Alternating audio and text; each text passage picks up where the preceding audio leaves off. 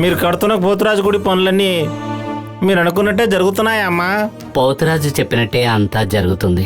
ఎప్పుడు ఆ గుడికి కుంభాభిషేకం చేస్తారని మేమందరం ఎదురు చూస్తున్నామమ్మా. పోతురాజు దానికి ముహూర్తం నిర్ణయిస్తారు. మీరు అనుకున్నట్టే జరుగుతాయమ్మా. మీ మహిమలు రోజు రోజుకి పెరుగుతూనే ఉన్నాయమ్మా. మీరు ఊళ్ళో లేనప్పుడు మీకోసం ఎంతో మంది వచ్చి వెళ్ళారమ్మా. ఆ రోజు మీకోసం వచ్చి చీరను కానుకగా మీకు ఇచ్చి వెళ్ళారే పెద్ద ఆయన మిమ్మల్ని ఎలాగైనా కలవాలని ప్రతిరోజు వచ్చి వెళుతున్నారమ్మా. అమ్మగారు ఉన్నారమ్మా, వెయిట్ చేయండి అయ్యా. విషయం ఏంటట? ఏమీ చెప్పట్లేదమ్మా. అమ్మా, ఆ బంగ్లా పెద్ద ఆయన వచ్చాడమ్మా. ఆయన్ని లోపలికి పంపించు. అలాగేనమ్మా,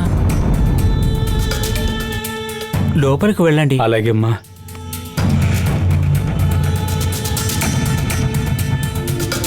అమ్మా, మీరే నా పాలిట దేవతమ్మా. చూడండి, మీరు వయసులో పెద్దవారు, నా కాళ్ళ మీద పడకూడదు. దేవుడికి దండం పెట్టడంలో తప్పే ఉందమ్మా.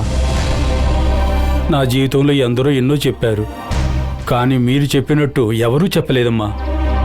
ఈ లోకంలో మీకు మీరే సాటమ్మా. మీ అమ్మాయి తప్పకుండా బయటకు వస్తుందని ఆ రోజు మీరు చెప్పారు. మీరన్నట్టే జరిగిందమ్మా.